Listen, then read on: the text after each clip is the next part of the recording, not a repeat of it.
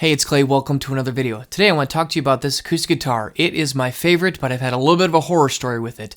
Let's talk about what went wrong, what I tried to do to fix it, and how the outcome went in the end. If you're interested in that, let's go ahead and stick around, and let's dive in.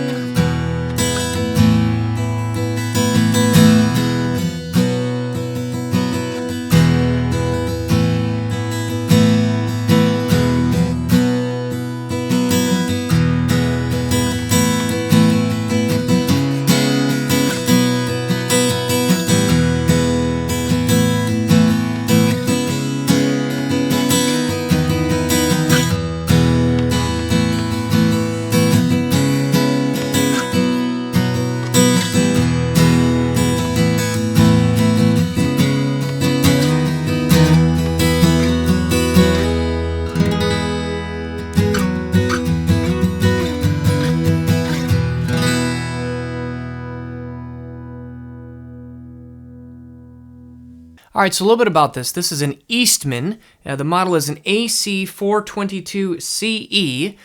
Eastman is a company I've kind of had my eye on a little bit. They make guitars in China, but a lot of times when people hear about guitars made in China, they assume that they are mass-produced in a factory with lower quality. But this is made in China, but I think supposedly to a little bit of a higher standard of build quality, more of a handmade type of product. Don't know how true or false that is, but that's how I first got plugged into this brand. And I've owned this guitar for a long time. I got it in about 2014, so it's about 10, 11 years with me, and it probably was several years old at that point. I could maybe look into dating the serial number, but I can't really be bothered about that. This is one of my oldest guitars that I've owned and one of my dearest favorites. I've played it a ton, hundreds of gigs and shows and recordings and studio tracks and things I've posted to YouTube. I've used this guitar a ton. It's been a real workhorse for me. And there are a lot of reasons why I love this guitar. It's got a solid stick of spruce top. It's got some solid rosewood back and sides, which just look very beautiful. Rosewood neck, ebony fretboard. Nice tuners, bone nut. It's got a pretty nice pickup system. It really has everything that I could ask for. I really like this body shape with a little bit of the grand, I'm not even sure if it's Grand Auditorium or what the name of it would be, but a little bit of a narrowing here in the middle I really like. It's got a nice cutaway. I mean, just all in all, it's everything that I would love about acoustic guitar. It really was my kind of dream model of acoustic guitar when I first got it. And it really represented a shift of going into an all solid wood acoustic guitar at that time. I just was really excited to get it, and I've really loved it ever since. Now, the way that I interact with my instruments is I don't baby them. I don't really believe in using cases. I have everything sitting out, whether I'm using a wall hanger or a floor standing rack.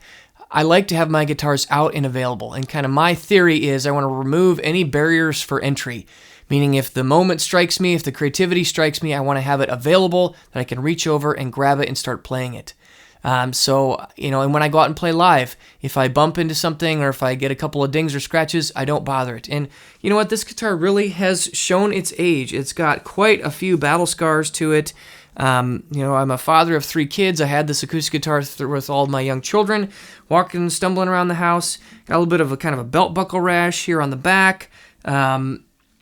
And, overall, an instrument that has definitely not been babied, has been played, and has been worn naturally. Now, I've never really had any problems with this guitar, other than maybe an occasional truss rod tweak or a little bit of maybe adjustment with the height of the nut saddles. Really haven't had any issues. That is until this winter. Now, I had an issue with a crack in the top. And for full disclosure, I actually first kind of noticed or suspected it was kind of in this area of the guitar actually a year ago. And at that time, I wasn't 100% certain if it was actually through the wood or if it was just in the finish. It was so minor that I decided to just kind of monitor it and see how things went, not take any action at that time. Well, getting into this winter, there really were a couple of things that triggered the issue. First of all, this winter has been extremely dry. I live in the Midwest, and we've had a very, very low amounts of snow. Really up until March, we didn't get any snow, which is very rare. Usually we have snow starting in, could be as early as October, but certainly in December, January, February, you would expect to have snow. You expect to have precipitation from time to time. But then it's been cold, but it's been dry. So when it gets cold, that means I'm running the furnace and the heater in my house a lot, and all of the moisture in the air is just getting sucked straight out of the air. So it's been really dry. Number two, I probably haven't paid as close of attention to this guitar as I needed to. And a couple things for that. First of all, I actually had it on loan out to somebody for a couple of weeks. The pickup in his acoustic guitar failed, so he was borrowing it. And so it kind of just fell out of my radar and rotation. Wasn't really monitoring. You know, he needed it and he was playing it, and I was happy that he could play it. I'm very happy to loan it to him. Happy that I have a guitar that I can loan to somebody. And then when I got it back, I also really kind of wasn't monitoring even the conditions in my own home. So I do have a hydrogronometer, whatever the little $30 meter from Amazon to measure humidity in the room. I've got one of those on the wall here in my guitar room. And in this space, again, I leave my guitars hanging on the wall, but I do try to monitor the relative humidity levels in this room. And once I started to see the crack, I realized I haven't checked the hydrometer in a couple weeks, maybe a month or two, probably if at all, really throughout the winter. I noticed the humidity level had dropped all the way down into like about 22% was the lowest that I saw. And that is pretty dangerously low for these acoustic guitars. You really want to be shooting for about 40 to 50%. I think 45% is a pretty safe range. And even within that, you really want to be avoiding any significant or sudden drops. And that's another issue I have. In the summer, actually things can be quite humid. The humidity levels can get pretty high. So the transition from summer to fall to winter, and then that drop into very, very dry conditions really did a number on this guitar. And so the crack that I started to notice down here turned into more of a canyon.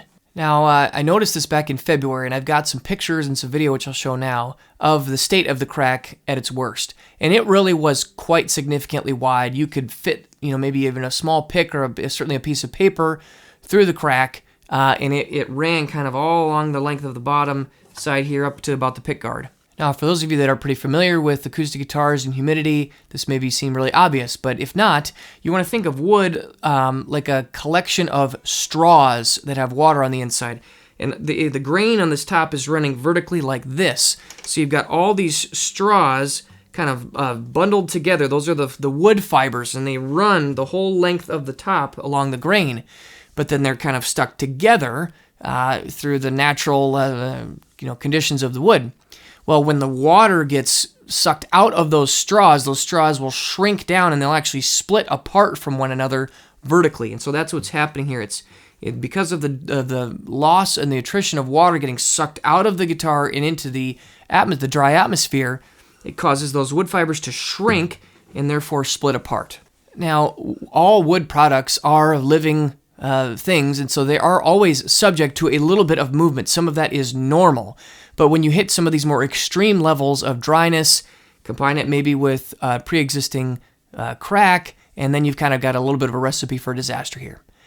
So I have this crack develop. What plan of action did I take to try and fix it? Well, first thing I want to make you aware, I'm really not an acoustic guitar luthier. I have never tried to repair a significant crack before, much less anything quite like this one. So I had to do quite a bit of research to try to figure out what to do. And the first thing that I decided to do was to re-humidify my space, and as well, along with that, the guitar itself. And so what steps did I take to re-humidify? Well, number one, I went and bought a humidifier from Amazon. It was about $30. All right, we're going to try this. I got a humidifier. Fill it with water. We're going to let it run. The humidity here is so low. It's like 22%. It's unbelievable. It's really cold out right now. It's like -10. So we're going to try to humidify this room. That's got to be step one. Get the humidity up in here up a little bit. Spill a little bit. Whoops. All right, I've had the humidifier going here for overnight, and I managed to get my relative humidity up to 33%, so that's a huge improvement. We're just going to keep running this puppy. I want to get to about 40, and then try to maintain it. So, yeah, we're moving in the right direction. And I did notice after about a week and a half to 2 weeks, the humidity got from 22% up to about 40%, which is where I'm sitting right now. If I look over, it says 39%, so we're sitting right at that 40% now. So that was very effective. Then more specifically even to this guitar, I took further steps. I've got a little bit of a sponge here. I'm going to wet it down, get all that water up in there. And then I got this little bowl that I know is going to fit inside the sound hole. And we're going to leave this inside the guitar.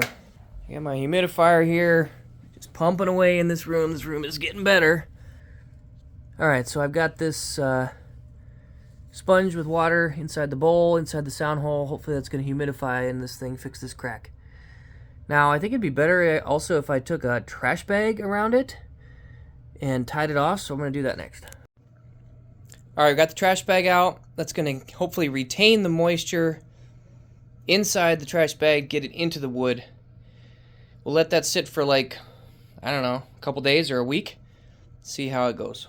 Okay, after about 2 or 3 weeks of doing that, those two things, we'll kind of go back and forth. I do the sponge thing for a little while, then I'd kind of leave the guitar out for a little while with the rest of them, and kind of kept going back and forth between those two. I was really happy to report that the crack really closed and the guitar rehumidified very nicely, even to the point where you really couldn't see any gap anymore in between the wood. It really had been pushed right back together.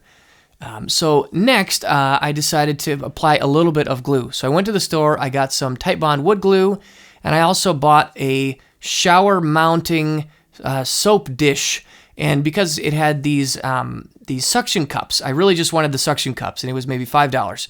So I took the suction cups out, and I would run the bead of glue along the crack, and then I would take the suction cups and push them onto the glue and onto the crack. And the idea there is you're creating a vacuum, and so then if there is this crack, there's an air gap in there.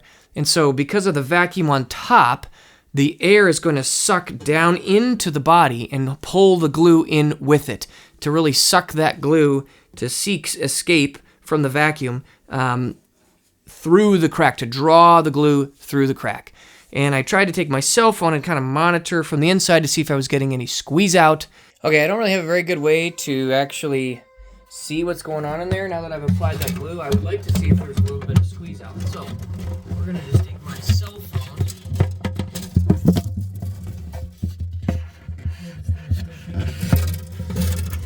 Okay, we should be under it now.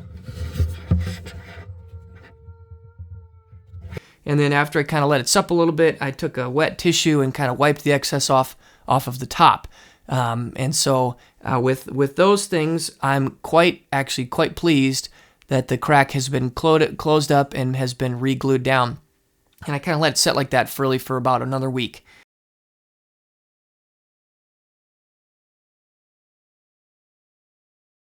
One other step that I'm considering, haven't done yet, would be to add a cleat. I could take a little rectangular piece of thin wood, apply some glue to it, and stick it up on the inside, bridging across the two halves of the crack, and that will just help provide another structure point to pull that crack together. And part of the magic of that too is you want to actually 90-degree turn the grain lines so that they're actually running this way to resist the pull of the wood as it moves and settles throughout its life cycle. I have not added the cleat yet. I'm curious to see how this current solution works. If I have problems with it, I certainly will consider doing that again in the future. But again, to me, the main issue here was really the humidity problem that I experienced. And so if I keep the humidity level up, I'm pretty optimistic that I can keep this crack closed, and the glue that I've put in there can help stabilize it as well.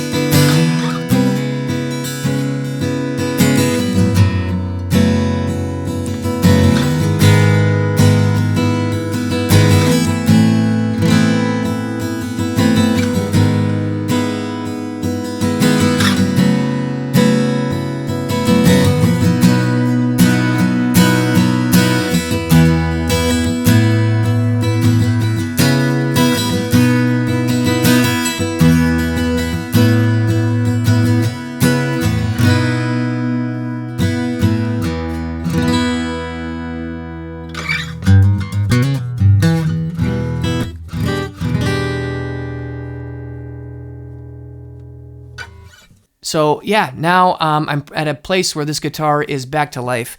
Gave it a little bit of a tweak to the setup, a little tweak to the truss rod, and it really sounds like $1,000,000. I don't know if I can tell you that it sounds better with the crack closed and glued as it did before, but in theory, it really should help the sound and the liveliness of the guitar.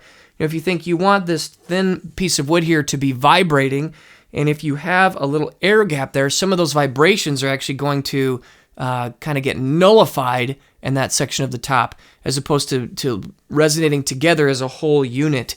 They won't be working and rubbing into one another. They'll be connected and vibrating. So in theory, it should help the guitar sound better and be more lively. Hope this helped you guys. I think this was actually a really good learning process for me, and just a really good reminder. Keep your acoustic guitars humidified, and that will keep them happy. Hope you guys enjoyed this video. Please let me know your thoughts down in the comment section below, and I'll see you again soon. Thanks. Bye.